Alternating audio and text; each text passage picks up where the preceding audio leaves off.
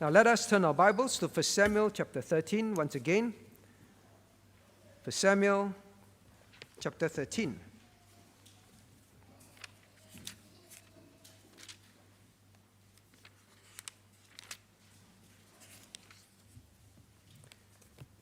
Let me read to you for context's sake, right, verses 13 and 14, right?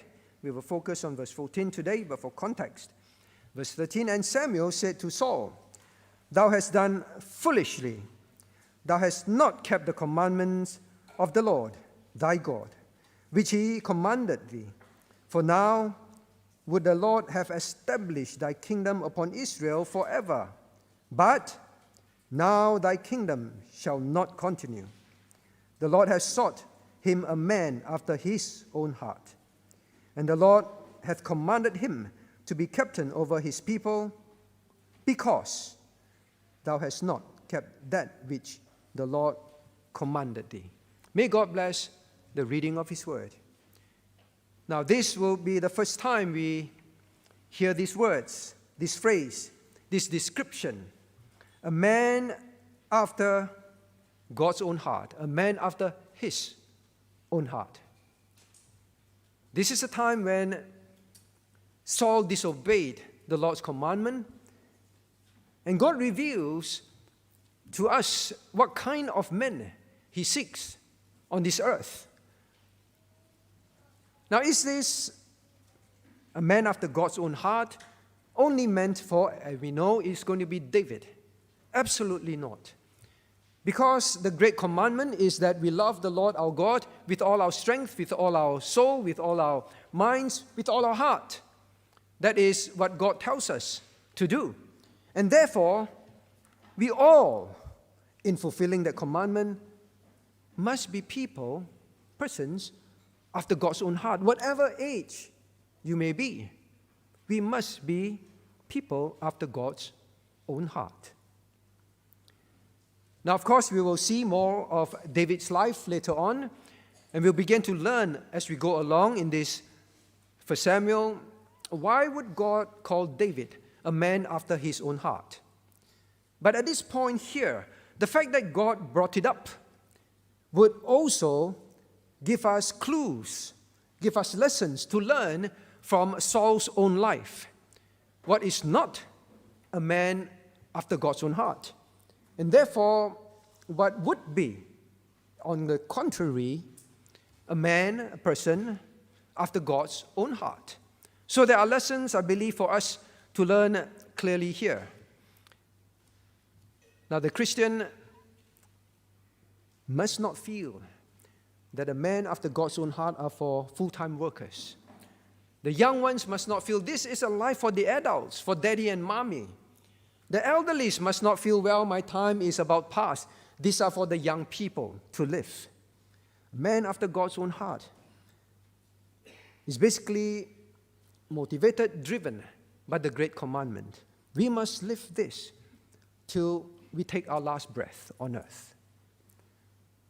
Now then, having known that, we have to ask ourselves.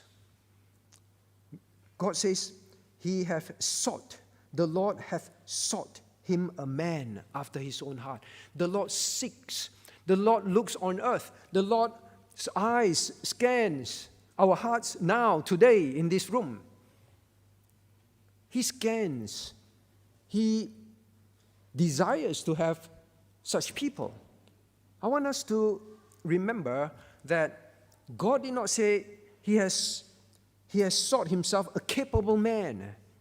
He has sought Himself a rich person. He has sought Himself a strong person. He has sought Himself a clever planner, executor. Oh, but Christian, God says, I seek believers after His own heart. Do you realize that this is something within all of our reach? It is not only for session members. It is not only for the BOE. It's not only for those who are appointed in church. Not for those that are seem very gifted. God is not looking for men with gifts, but men whose heart is after His heart. And when our hearts are like that, the gifts will come. Because we will use it for Him. Now the question is this: what is a man after God's own heart? Now Saul was clearly a man after his own heart. How do we know? Now, you get the clues found in verse 9. In fact, you will see Saul was a man that will always be about me, me, me. When you say that, it's always me, me, me. You know it's a man after his own heart. A man after man's own heart. Now the first me, verse 9. And Saul said, bring hither a burnt offering to me, and the peace offerings, and he offered the burnt offering, the first me. Then you look at verse 11. And Samuel said, what hast thou done? And Saul said, because I saw that the people were scattered from me, and that thou camest not within the days appointed, and that the Philistines gathered themselves together at Michmash. Then you say the third me in verse 12. Therefore said I, the Philistines will come down now upon me to Gilgal. And I've not made supplication unto the Lord. I forced myself, therefore, and offered a burnt offering. Me, me, me. It was always about Saul. Now, what can we learn? What are some of the characteristics of a man after God's own heart? Those that will be opposite to Saul's behavior. You see, Saul's behavior, as observed here, proved to the living God that Saul was not a man after his own heart. And he said, you have failed. I need to now go find a man after my own heart. Now, please understand this. God knew what was in Saul's heart. All right? God was not trying to find out. God was simply making sure that Saul himself would know that he was not a man after God's own heart. And therefore, with that, he can clearly state to Saul, you are not such a man. I will look for such a man. Therefore, I have disqualified you. I've taken away the kingdom for you. What was that there was in Saul that showed that he was a man after his own heart? Well, the first characteristic is found, let us read. It's found in verse 9, but for context sake, all right? Let me read to you from 8 to 9. Verse 8. Now, and he, which is Saul, tarried 7 days, according to the set time that Samuel had appointed. But Samuel came not to Gilgal, and the people were scattered from him. It is at this time where Samuel has not turned up, people have left him. It is at this time that Saul said, bring hither a burnt offering to me. Now, what can we learn? Well, here, I believe the first lesson to learn is, if you're a man after God's own heart, you will be the same person, whether people are around you or not around you. You are the same person before God in private and in public. How do we establish that? Now, are we people that will only obey God, will only do what pleases God when someone is watching? We will be people that will only submit to God and do what God has commanded us when there is someone controlling us, restraining us, watching us. Will we be people who, well, if there's no one watching, there is no praise for what I'll do, then I won't obey God. I won't serve Him. There's no point doing things for face. All right? Will we be people like that? Because that's exactly Saul here. He, as we have established in the earlier messages, he knew exactly the command that he was supposed to obey. That is why we said in verse 12, he told Samuel, I force myself, therefore. Means he knew he was not supposed to do what he did. He had to make himself do it, according to him at least. So he was very clear what he was not supposed to do. Now that Samuel is there rebuking him, now he have to make up for it. He have to say something, right? He's basically saying, well, Samuel, if you were here, I would not do it. But you were not here. The people were not here, all right? Now, I want you to take note of chapter 12. Please turn to chapter 12. Please turn to chapter 12. Now, Samuel gave the congregation and Saul a clear teaching to help them. Chapter 12, verse 23. Moreover, as for me, God forbid that I should sin against the Lord in ceasing to pray for you. But I will teach you the good and right way. Let me teach you. And Saul was present there. Only fear the Lord and serve him in truth. With what? All your heart. Only fear the Lord with all your heart. Only serve the Lord in truth with all your heart. That is what I'm teaching you. Fear him.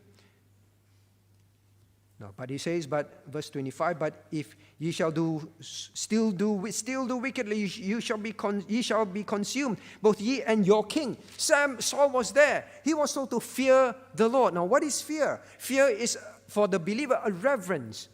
All right? A reverence for God. A reverence to know that, well, I do not want to displease God. I do not want to fail him. He is too great, too important in my life. I revere him. Now, whether there is someone watching over me, as long as I know that is what God wants me to do, even if Samuel was not here, I will still revere God. I do not need Samuel to scold me and to tell me, what have you done? I will never do this, even though Samuel was not here. I will not do this, even if, everyone has left me. I'm on my own. I won't say, just bring it to me. I will do it. Well, Christians, maybe I give you an illustration. If your heart, maybe a husband, all right, a husband. If a husband's heart is after the wife's heart, all right, seeking her heart, now, he will be faithful. He will be loyal. He will not do things that he knows will grieve the heart of the wife, wherever he is. Whether he's alone on a business trip, whether he's alone at workplace, people are not around, and he's with another woman, whether another woman woos and tempts him, even if his wife will never ever see or know. What is a husband after the wife's heart? He will not do anything that will grieve the wife, that will sin against the wife. Now, that is what it is. A husband after the wife's heart will be the same husband he is when she is with him or when she is not with him. Now, teens, do you want to be a child after God's own heart? Do you want to be? Then you must begin to learn today. Whether daddy and mommy is in the room, whether daddy and mommy are in the house, it does not matter. Whatever I know is sin. Saul knew what was sin. Whatever I've learned, whatever God has told me from the Bible, I've learned in Bible studies, that is sin. I will not do it. Why? Because I am a child. I want to be a child after God's own heart. That is what it means. You don't need daddy and mommy to scold you. Then you stop doing it. You don't need daddy and mommy to force you to take away those things from you. They can be sitting there I say, Lord, I want to be a child after your own heart. It's the same for the adults at work. It's the same for the adults at home alone, wives. It's the same for the elderlies. You have no constraint, elderlies, to big extent. How do you want to live your life? I live in a certain way when I'm in the presence of our Christians, or when the Christians are not around. What is in my heart? What do I pursue? What do I seek after? Who is in my heart and mind, day in, day out? So I want to say again, a man after God's own heart is someone who is the same person whether others are around him or not. Because in his heart and mind, he knows God is there. And he's the only person I want to please. The only person that I care to please. The only person that I do not want to grieve because of my actions. Well, the question is this: how do we know what is in God's heart? How do we know? Well, look at verse 10. Chapter 13. Look at verse 13, verse 13. Thou hast not kept the commandment of the Lord thy God, which he commanded thee. There was God telling Saul directly, which he commanded thee. And I want you to note in verse 14, again, tied to a man after God's own heart, he said the same words. The Lord hath commanded, verse 14, the end, because thou hast not kept that which the Lord commanded thee. Christian, how do you know what is in God's heart? When you want to seek someone's heart, means this, you want to please that someone. I hope you understand. Every time you say, I want to be a child after God's own heart, means what is in God's heart? What is it that he desires? I seek after his heart means I want to know that so that I can do that. And when I do that, that will bring joy, pleasure to his heart. It will bring him pleasure instead of the opposite, which is grief, Saul's case. So when you say, I'm seeking after my wife's heart, husband, what do you mean? You know that she doesn't want you to commit adultery. They said, that is what I will never do. Never do. How do you know what is in God's heart? Well, what he hath commanded thee. It was said twice to Saul to emphasize, I'm looking for a man after my own heart. And the definition of it is he will do what I command him. In other words, he will want to know my commandments, and once he knows it, he will do it at all cost. Now, Christian, when you are after your own heart, it is simple, right? What I want, I do. We will come to that soon.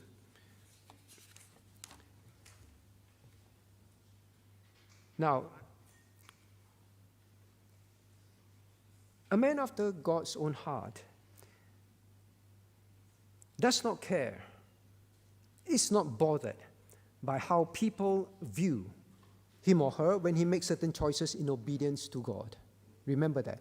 He's the same person, all right, before men or in the absence of men.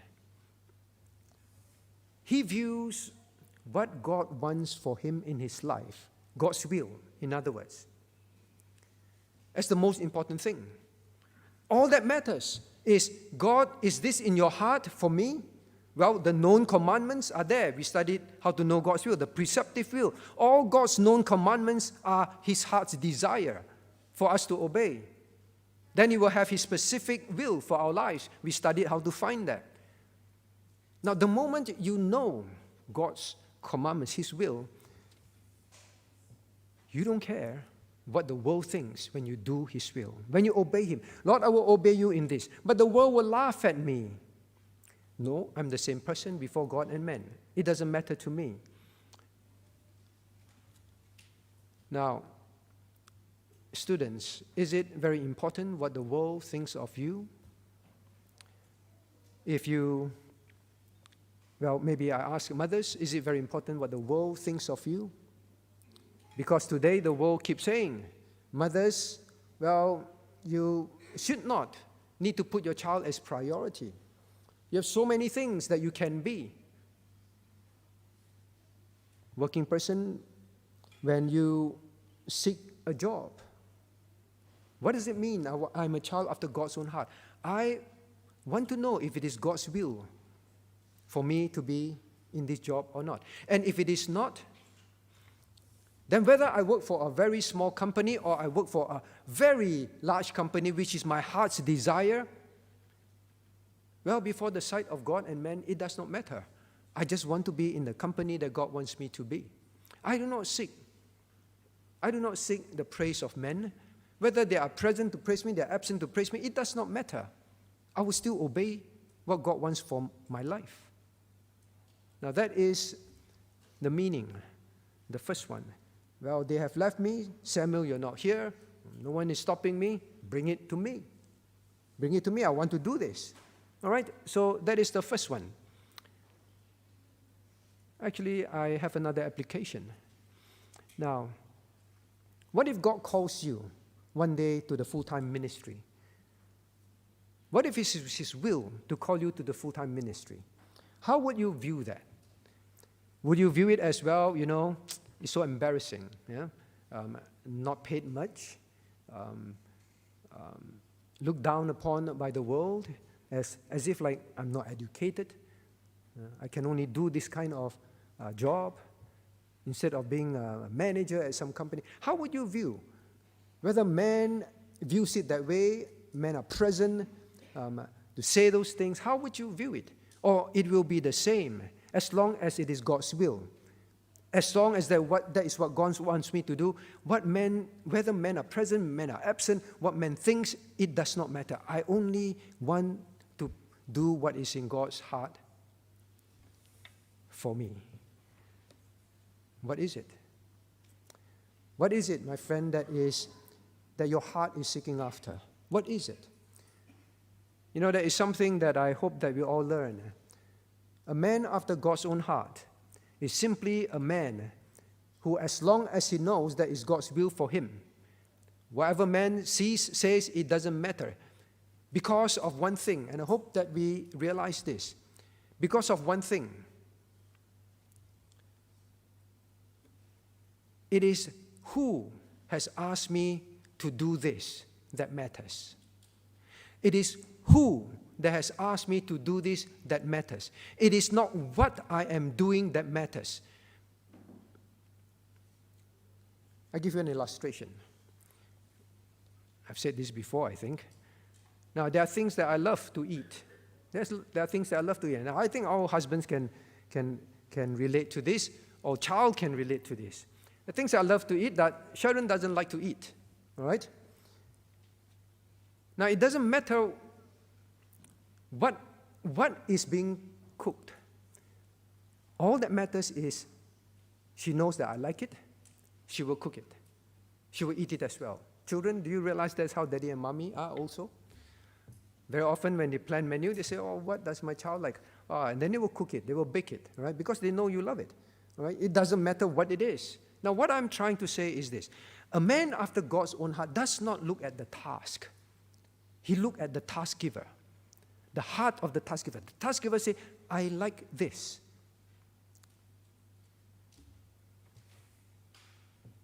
I like the church to be clean so that people can come and worship me without distraction. You are assigned to wash the toilet. Another one is assigned to teach Sunday school, all right?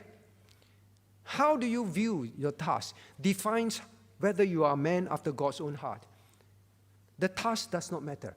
God wants me to wash the toilet. All that matters is that is what He wants. He wants the toilet to be cleaned. I fly to the task. It is the task giver, His heart, that matters to me. I will fly to doing that as zealously, as joyfully, as diligently, as happily as I'm asked to do something prominent in church. The task does not matter.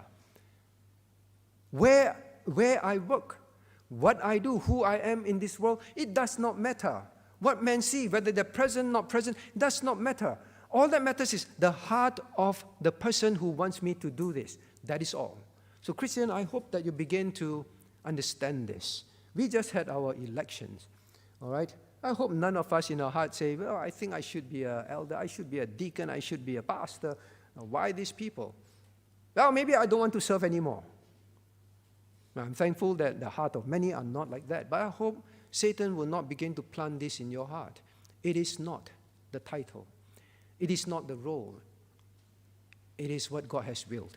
And whatever task is it, it doesn't matter whether I have a title, I don't have a title, whether I'm recognized, whether I'm not recognized, whether someone reminds me to do it, don't remind me to do it. Oh, God's heart. God's heart is all that matters.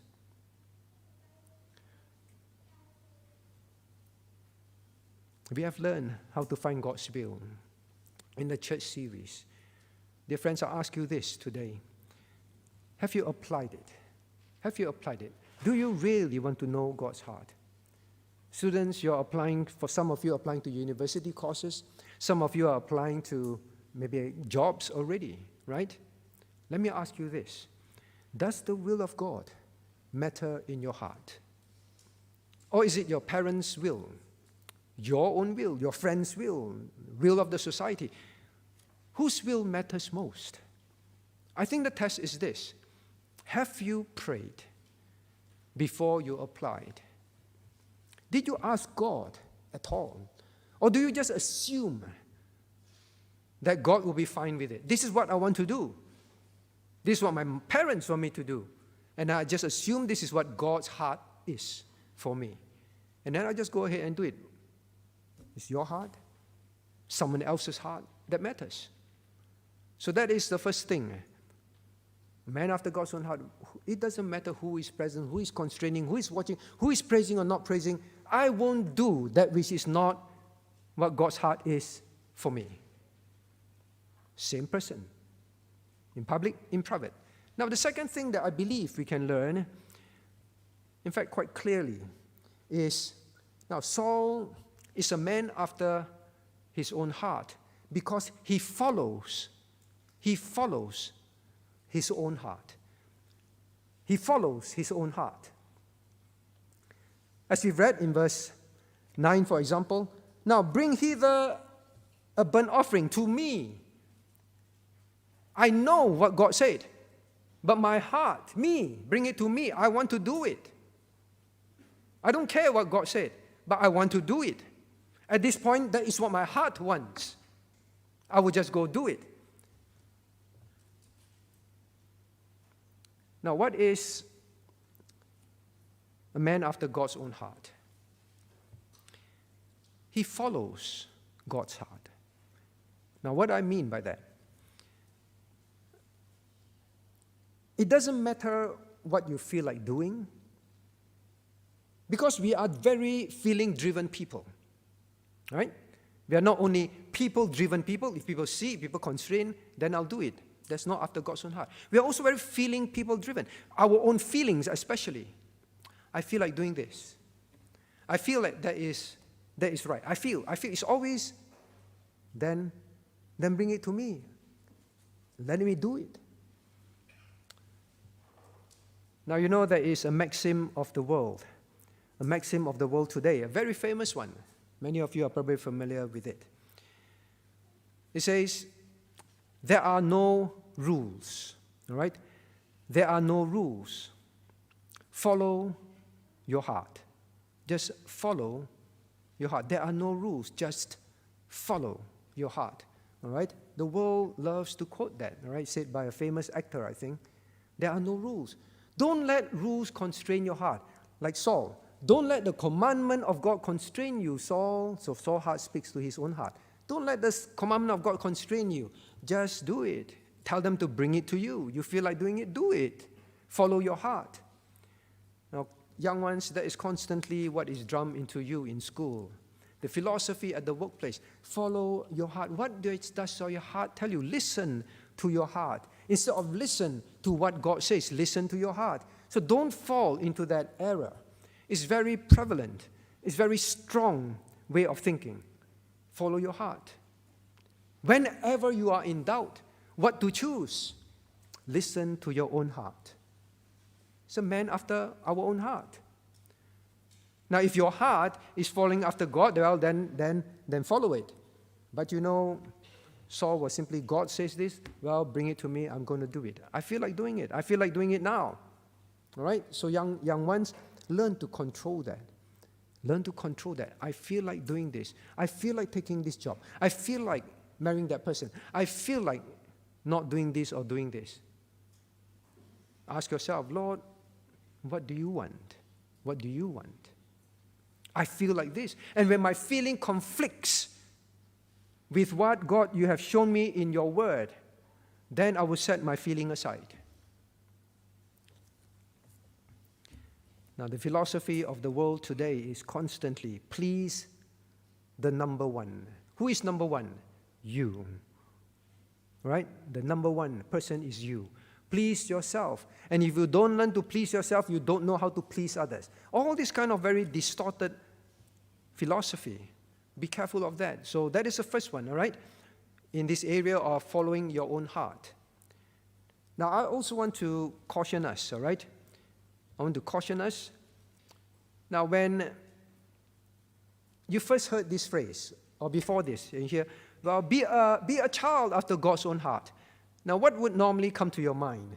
I think what normally comes to our mind is, you say, well, are you a person after God's own heart? Well, some Christians may say, yes, yes, yes. I say, how do you know?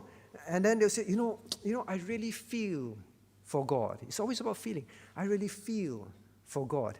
I have great feelings for God. My heart melts when I sing hymns, when I sing songs to Him. Tears come to my eyes. I have so much emotions for God. So sometimes we mistake, well, being after God's own heart is just feelings. Now, but when you tie it very clearly in verses 13 and 14, a man after God's own heart is very clearly tied to keeping God's commandment. Very clearly tied to keeping God's commandment. All right? This theme will keep repeating. You may be sick of hearing it. You think it's nothing new. But the test is always this. Verse 13 is the same. Thou hast not kept the commandment of the Lord thy God, which He commanded thee. For now, with the Lord, then in verse 14 again, because thou hast not kept that which the Lord hath commanded thee. Repeated statement about commandments, not our feelings. It's what God commanded. Because we can feel a lot for God, but we are still living in disobedience. It's a very common thing that we can fall into. Just because we feel that, well, I know recently my feelings for God has really increased. We think that we are now after God's heart. No. The test is, are we obeying His commandments even when we don't feel like it? The test is commandment, obedience.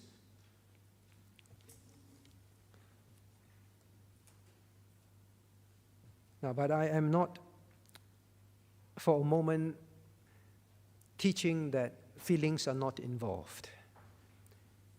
There are two extremes.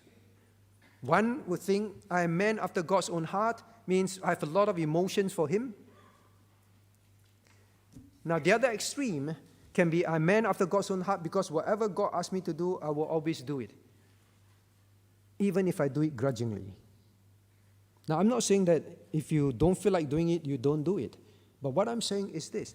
Because it's called a man after God's own heart, it means that when you do something for God, there is a joy, there is a desire, there is affection involved.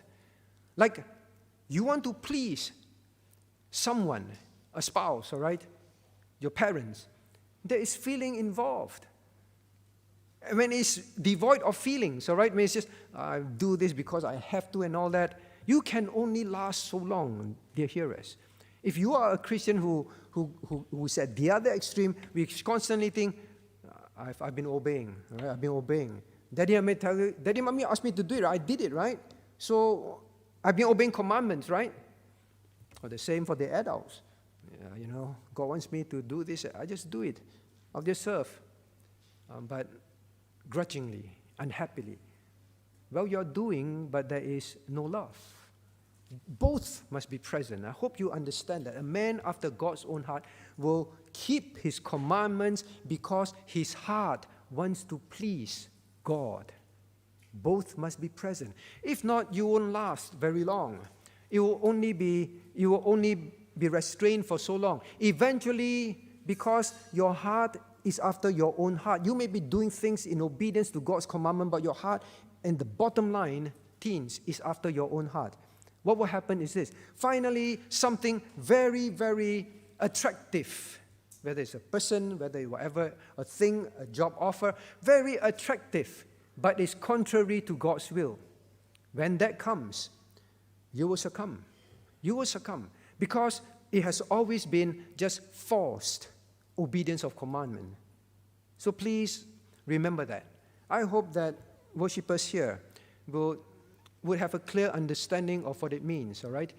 A husband who keeps himself from adultery, not because there's love in his heart, sooner or later, he will succumb. He will succumb. It's the same in the spiritual realm.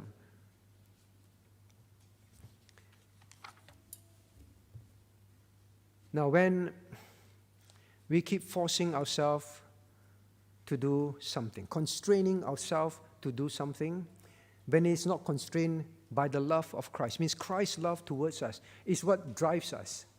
Well, we can keep obeying and keep serving, but don't think that God will look down and say, you are a person after my own heart. All right? It's why the commandment, the great commandment, is love me with all your heart. And here Samuel told them, only fear the Lord and serve him with all your heart. The heart is what makes you choose. The heart is what makes you decide. The heart is what constrains you. The heart.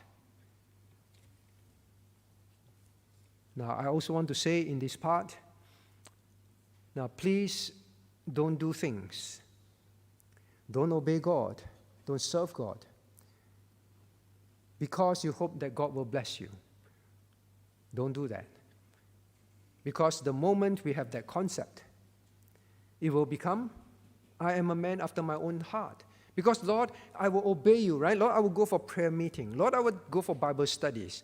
And Lord, I will do my quiet time. But Lord, since I obey you, can you promise to help me in my studies so that I will do well? Not so that I will have more time to study the word, more time to pray, more time to do your work. Lord, help me with this, help me with that in my workplace. Well, so that my life will be more comfortable, so that I will get a promotion. Now, no matter how you obey God and do His will, that is ultimately a man after your own heart. Those of you who are applying for PRs, those of you who intend to apply for PRs, have you truly sought the Lord's will? Are you totally submitted to His will, right? Or is it something that you want? So you obey God? Now, we've seen this kind of life very often. Christians who go to church, Christians who attend this and that, but the moment they get what they pray for, whether it's a spouse, whether it's children, whether it's a job, whether it's entering certain courses in school, the moment they get it, their walk with God falters. The walk with God falters. Now my question to all of us is this. Those of us who continue to obey the Lord, serve Him, diligent in prayer meetings, to pray for the church, now we always must search our own hearts. Lord, is it all? Is it all because of your kingdom? Is it all because of you? That is why I'm doing this. Not because of my health problems, my work problems, my family problems, but it's all simply because I love you. That is all. That is all.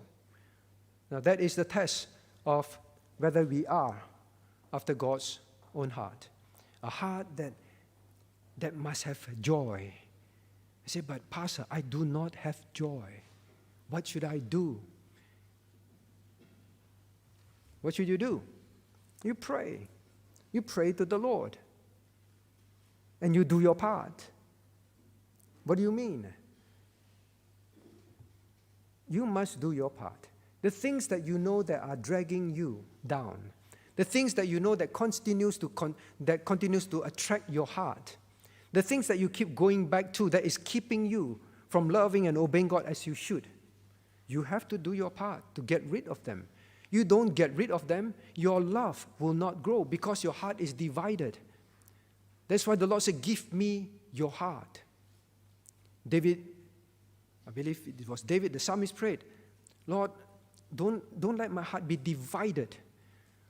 Now, the divided heart is the problem.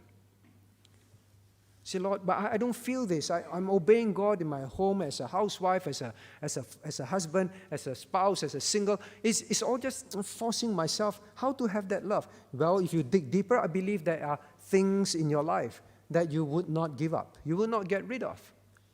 That is why when you are doing things for God, your heart is seeking after your own heart still, until God is your all. You know, Christian, when God commands us to love Him with all our heart, with all our heart, when we are reminded by Samuel, fear the Lord with all your heart. You know why God keeps saying all? Because until it is all, as long as it is not all, as long as it's divided with something else, someone else, you'll be very miserable. You won't know the joy of doing it to please God's heart. Because somewhere in you, there are things that you're pleased with and you want to continue to please yourself. So, Christian, I hope that this settles the question of, no, but I don't feel it. I don't have it. No, sometimes we have to not go by feelings. It's still more important to simply obey when we do not feel like it. But that is not the way to live the Christian life all the time. All right? Now, then the third one, all right? The third area. Look at verse 12, all right? Verse 12, and this is the last one we'll cover for this week. We'll continue part 2 next week. Now, look at 1 Samuel chapter 13. Look at verse 12. Therefore said I, the Philistines will come down now upon me to Gilgal, and I have not made supplication unto the Lord. I forced myself therefore and offered a burnt offering. Saul was under pressure. That is what he's saying. Look at verse 12. The Philistines will now come down now upon me. When we are under pressure, that will be a test whether we are men, people after God's own heart or not. When we are under pressure, is number one, very often means me. Number one is not God for many of us. If number one is going to be affected in that pressure, right? So he said, the Philistines are going to come upon me. I might be killed. I might be captured. I might be tortured. Samuel, you got to understand the pressure I was in. So I forced myself. I had no choice. I have to do this. In this situation where me is at risk. Now, Christian, when we are under pressure, see, to Saul, the pressure of Samuel is not here. Where's the help? The pressure is he's not on time, or at least in his mind, he's late. The pressure of time. And we might be affected. Now, Christian, I want to ask you this. Is there any single among us in your heart where you feel time is not on my side? My age is catching up. My youth is going. If I don't get married by this age or that age, I begin to understand that, at least according to some people, in the Oriental culture, by a certain age, you must get married by that age. I don't know how that age come about. I can't remember that age. And it's always, even in the Christian mind, the age is coming, the age is coming. Time is running out. I must force myself to find someone and get married. Whether it's God's will or not, that doesn't matter. It's the number one. And this time pressure is crucial. I will do what is in my heart. I will not care if it's God's will for me to be single or married, or He will bring someone later. I don't want to wait anymore. Will Samuel come suddenly? I don't care anymore. Just bring it to me. I want it to get done now. So I hope that you don't ever fall into that. When you do, you must say, Lord, then I am not after your own heart. Students, when you're under pressure of time in exams, it's exams, and you're behind time. Exam is tomorrow. It's a temptation to cheat, temptation to copy, temptation to ask people what the exam questions in the past were, or whatever are the opportunities for you to sin against God. I hope I've not just put ideas in your mind. But when those thoughts come, and there's time pressure, it is there. All these problems may come upon me. I might fail. I might miss getting the results I want to get. Now, when all those things come under pressure, what will you do? Still obey God completely, totally, zealously, joyfully, fearlessly, or succumb? Or succumb. There are elderlies, you may feel, I'm growing old. I still have my health. I see some in the wheelchair. I see some in the nursing homes. Oh, time pressure is there. All this will come upon me. Soon, not being able to walk will come upon me. I better eat as much, enjoy as much, have as much pleasure as possible. Right?